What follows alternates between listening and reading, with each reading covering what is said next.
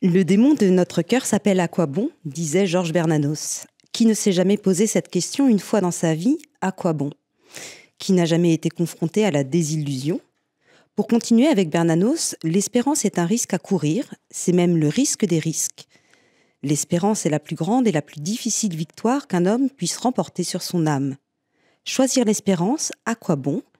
Eh bien, nous allons justement en parler avec vous, Père Charles, chapelain du sanctuaire Notre-Dame de Montligeon, dans notre émission Sanctuaire Normand. Bonjour, Père Charles. Bonjour, Amélie. Alors concrètement, qu'est-ce que l'espérance selon vous? Alors l'espérance, c'est une vertu, c'est-à-dire quelque chose qui nous est donné par Dieu et qui nous permet de croire que l'avenir va se réaliser. Un bon avenir va se réaliser. Voilà, c'est le pape Benoît XVI qui a écrit une encyclique sur l'espérance, disait que l'espérance, c'est pas quelque chose qui nous donne simplement une information, mais c'est aussi performatif. C'est-à-dire que le fait de croire que l'avenir va être bon change le présent. Et c'est ça la qualité de l'espérance. Le fait de et un exemple tout simple, un coach sportif sait que la première chose qu'il doit faire avec son équipe, c'est pas d'abord l'entraînement physique, c'est de faire un moral de vainqueur. Quand on part perdant, on arrive perdant.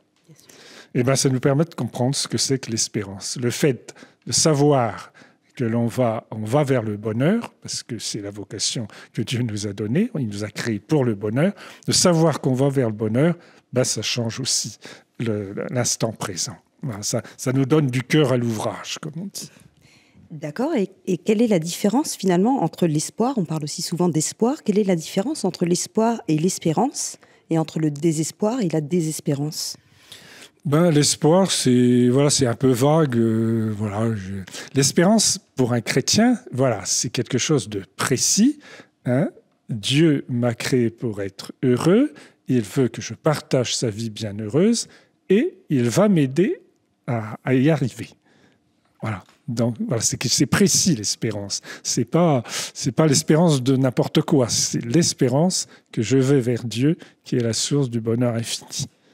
D'accord. Et alors, cette espérance, finalement, est-ce que c'est une vertu héroïque, comme le disait Bernanos, une force de la nature ou une disposition naturelle de l'esprit?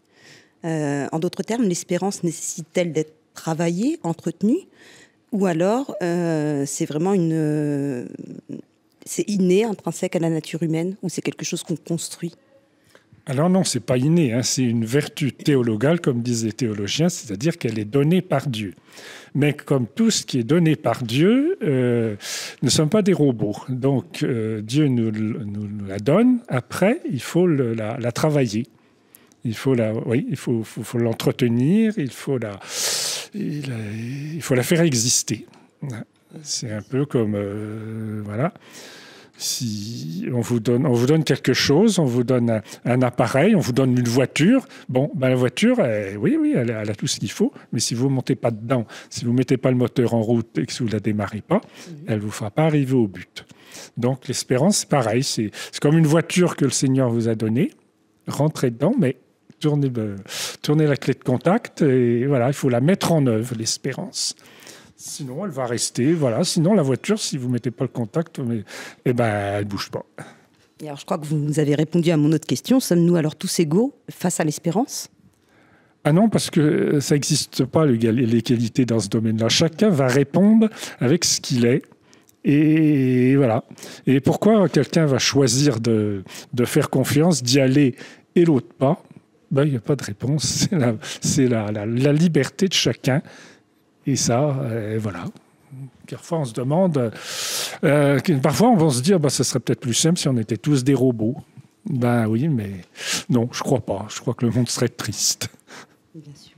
Et une question importante quand même pour beaucoup de gens qui ont perdu l'espoir. Comment continuer l'espérance? Comment continuer d'espérer quand nous avons tout perdu finalement?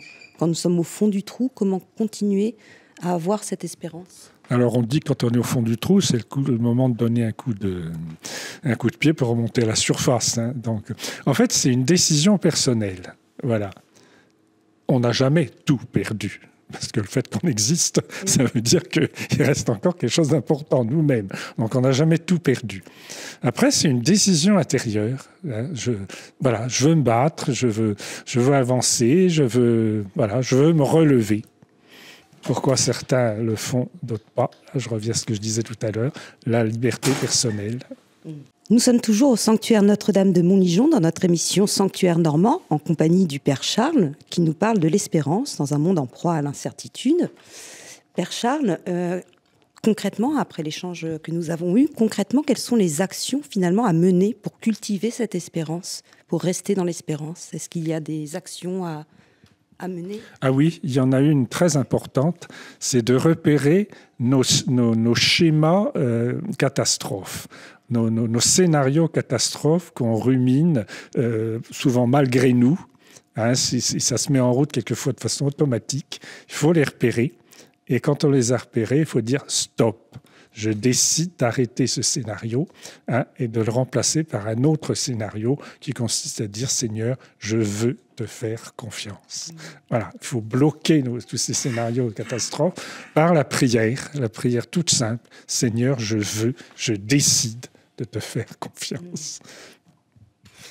Et les sacrements peuvent-ils raviver l'espérance chrétienne? Oui, parce que les sacrements, ils sont faits pour nous donner la force du Christ.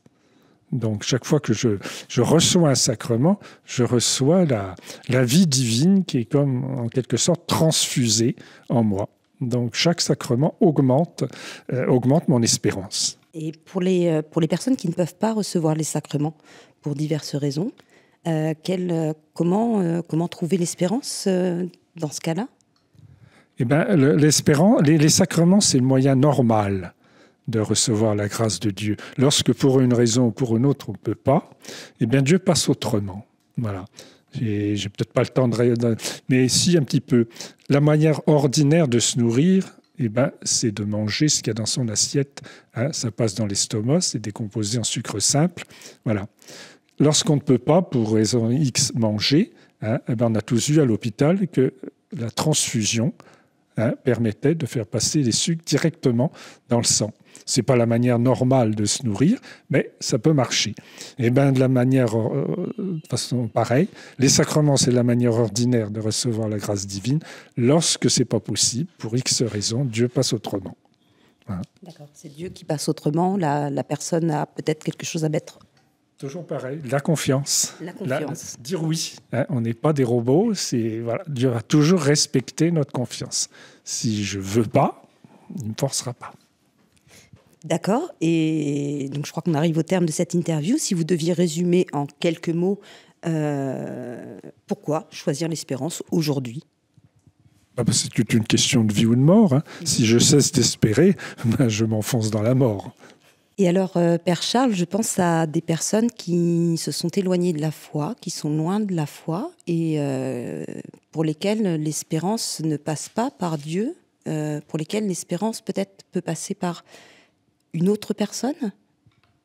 Eh bien, c'est ce qui a fait, vous avez peut-être entendu parler de Mère Teresa, c'est le cœur de sa vocation.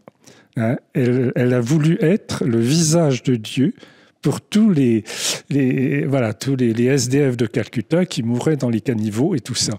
Elle a voulu être le visage de Dieu, hein, par son amour, je suis un peu ému parce que ça m'a toujours touché.